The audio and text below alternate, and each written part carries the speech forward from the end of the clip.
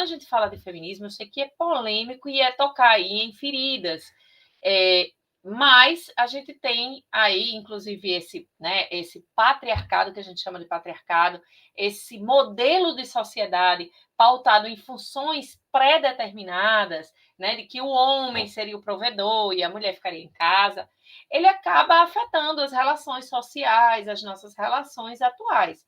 Hoje, a gente busca a igualdade não apenas assim como um símbolo, né, como de forma simbólica, mas a igualdade dentro da casa. Os dois são responsáveis pelos deveres de cuidado, pelos deveres, né, com a casa, com a organização. Os dois são provedores. Inclusive, no Brasil, nós temos um grande número de mulheres que são chefes de família. Então, hoje a gente fala, né, falar em igualdade, em redução de desigualdade de gênero, é falar, né, nessa sociedade atual, em que a gente deve permitir que as mulheres alcancem, inclusive, postos, né, de gerência, postos dentro de CEO. Só para vocês terem ideia, no Brasil, as mulheres representam 12% dos CEOs, né, que são aqueles cargos mais altos em grandes empresas, né, enquanto os homens ficam aí com 88%, né? Então a gente precisa, já que nós somos, inclusive, segundo o IBGE, mais escolarizadas, temos nível superior, pós-graduação, né? Chegamos até a doutorado, mas recebemos ainda menos proporcionalmente do que os homens. Então a gente tem essa luta por igualdade salarial, por a possibilidade de alcançar os postos, né, de trabalho, né, de gerenciamento, assim como os homens, assim como também a representatividade, né, política.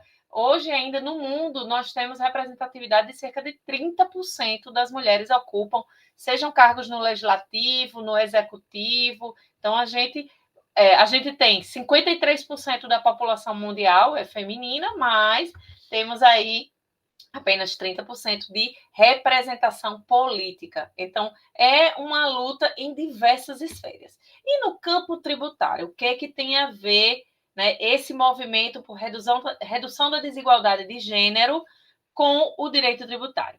Antes, porém, de falar assim, sobre esses temas atuais, eu preciso apresentar quem são as autoras atuais, né, no Brasil, tá? No Brasil, porque isso é hoje tratado e pesquisado no mundo inteiro.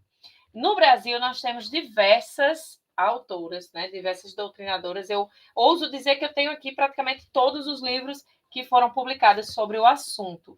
E aí, eu vou começar falando aqui do primeiro livro que foi publicado sobre o assunto no Brasil, que é Política Fiscal e Gênero, foi publicado, coordenado pela professora Luciana Graçano, aqui da UFPE, né? E é um livro que é uma coletânea. Coloquei aqui a Luciana Graçano, Ana Ponte Saraiva e o professor Marciano Seabra, né, lá de Minas Gerais, da PUC Minas. Então, Política Fiscal e Gênero, eu tenho aqui outros livros, né? Vou falar aqui o segundo, que foi o Tributação e Gênero, da Isabelle Rocha.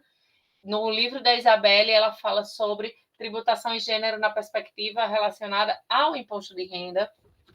Tem o livro de Luísa Menezes, que fala sobre tributação e desigualdades de gênero e raça, então ela já vai além, fala dos vieses, né, do trabalho de cuidado, do quanto que isso repercute, da tributação indireta, né, sobre o consumo, né, e mais alta sobre bens de uso feminino. O livro de Lana Borges, minha amiga Lana. Não, na verdade, todas são minhas amigas aqui, tá, gente? Todas aqui. Tenho muito orgulho de dizer que hoje somos um grupo, né, estruturado e forte. E eu vou falar quem começou esse movimento aqui no Brasil. Mas tem mais um livro aqui, Tributação e Gênero, que esse é bem novo, né? Foi lançado agora no final de 2023, é a dissertação de mestrado de Lana, sobre tributação em gênero, políticas públicas de extrafiscalidade e a luta pela igualdade. Também está excelente o livro de Lana. O livro, né, de Maria Angélica, a professora Maria Angélica, da PUC Minas, maravilhosa, Tributação e Raça, que, né, trata tanto da questão da tributação em gênero quanto da tributação em raça, a partir de uma perspectiva, né, muito própria, né, e particular da professora Maria Angélica, que é uma mulher negra. Tem o livro também da Eliane Barbosa, que é Tributação Justa, Reparação Histórica. Então, tanto falando da questão da raça, mas também da permeando a questão de gênero. O livro de Daniela Olímpio, minha amiga querida, Daniela Olímpio, As Paredes da Estrutura, Atravessamentos Tributários, em que ela fala também da parte, né, da tributação que fala, na verdade, todas as partes, né? Mas o sistema tributário brasileiro atravessado por esses vieses, né, de desigualdade. E o livro de Lorena Narciso, também minha conterrânea aqui do Rio Grande do Norte, né, que hoje atua, é procuradora da Fazenda Nacional lá em Brasília, Racismo e Sexismo na Tributação Brasileira sobre o Consumo.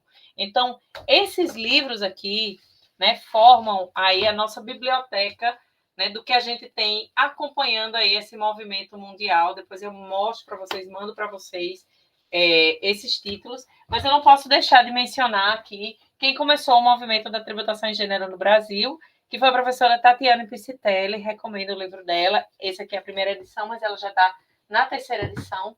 Então, nós temos um grupo, né, muito estruturado, organizado, que pesquisa tributação em gênero. Todas nós pesquisamos de algum modo, tem gente em todas as regiões do Brasil pesquisando, falando a respeito. Eu estou aqui trazendo para vocês, né, o tema. E o que traz, né, o que traz de subtemas dentro aí da tributação em gênero, né?